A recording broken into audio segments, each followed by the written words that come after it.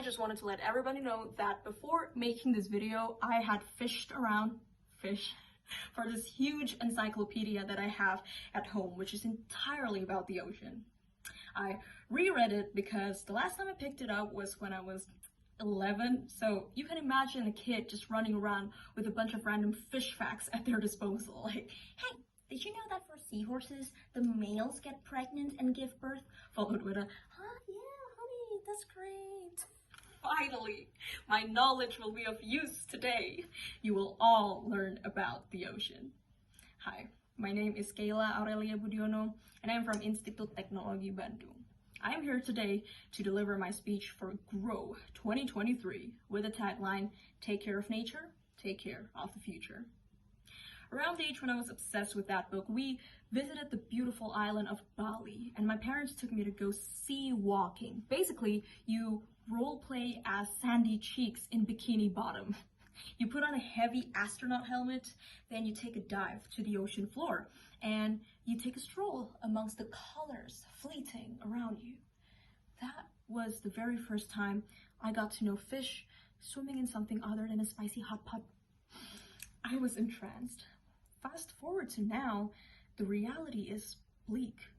We've taken 90% of the big fish in the sea. Half of the coral reefs have disappeared. Sea waters are turning into acid, and machines are drilling in the deep waters, trying to scrape up whatever's left to make money off.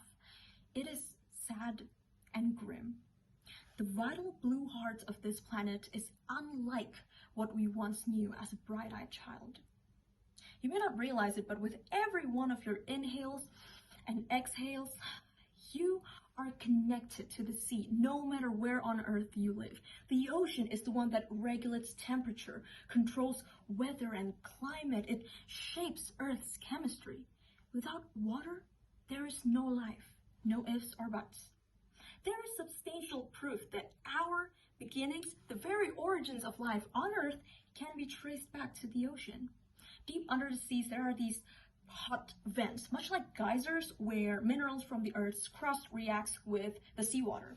And most of the world's oldest fossils originated in such hydrothermal vents. The waters are where we begin and end. There might have been a time when our ancestors looked to the horizon and saw the endless expanse of blue far as the eye can see, and they thought, the ocean is so vast and so great. There is no way small creatures such as we could possibly cause any harm to it. And that might have been true 10,000 years ago or 1,000 years ago. But in the past few decades, the resources that support our very way of life have been depleted. 100 years ago, we had 2 billion people on this planet. Now we are at 8 billion, not a double, not a triple, but a quadruple of what once was. It's quite simple. You can't quadruple the number of people, then keep the planet the same size and expect everything to be a-okay. So what can we do to protect the blue? Are we even qualified to be change makers? The answer is yes, of course. All it takes for us is to lend our voice, keep the pressure on. We don't have to look too far into the past to see the amazing things we humans were able to enact. Remember the hole in the ozone layer? We rallied, we fought, and we won. We banned chlorofluorocarbons. Most of the atmospheric layer that protects us from UV radiation is likely to be fully recovered by 2040. There have been tremendous changes that I've seen with my own 2 eyes in my lifetime, albeit a short one. You can imagine how many more changes we can observe in the next 20 years, 50 years, 100 years. Yes, humanity was the one to destroy, but humanity was the one to also heal.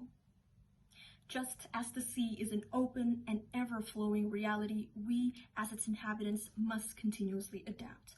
Engrave in our hearts that we only have one home and it lives within us.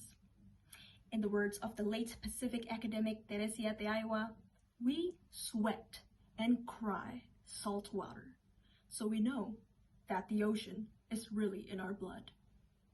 Thank you so much. This was Kayla Aurelia Budiono, urging you to take the plunge.